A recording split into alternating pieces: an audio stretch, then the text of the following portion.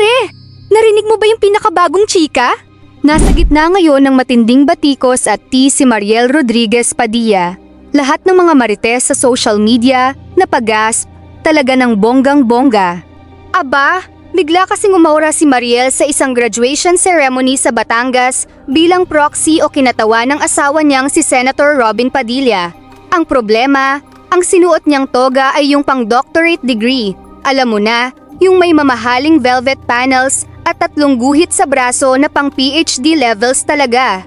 Napataas ang kilay ng buong akademya, mga guro at mga estudyanteng nagpakasubsob sa pag-aaral.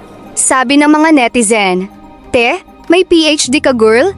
Kailan ka pa nag-doctorate?" Academic gown. Gaya ng inaasahan, nahati ang internet sa 2 kampo. Yung team Huwag Kami Mariel. Sabi ng mga galit, napakalaking kawalan daw ito ng respeto sa mga totoong nagpakarahuyo, nagpuyat, at gumastos ng milyon-milyon para lang makuha ang titulong doktor.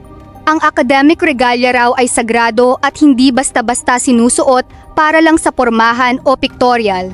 Yung team gown lang yan, mami. May mga nagtanggol naman at nagsabing baka naman daw ang eskwelahan mismo ang nagpasuot sa kanya bilang courtesy o paggalang dahil siya ang representative ng special guest. May nakasulat naman daw na guest sa ribbon niya, kaya wala naman daw siyang intensyong magpanggap na matalino o nakapagtapos ng mataas na degree. Pero ayon sa mga eksperto sa batas ng school, bawal talaga yon, Mare. Kahit pa ipinahiram ng school, dapat daw ay naging sensitibo si Mariel at tumanggi na lang. Pwede naman daw siyang mag-Filipiniana o kaya simpleng toga na walang guhit. Ang ending, naging disrespectful ang dating sa mga totoong academic achievers. Ikaw, anong say mo sa chika na to?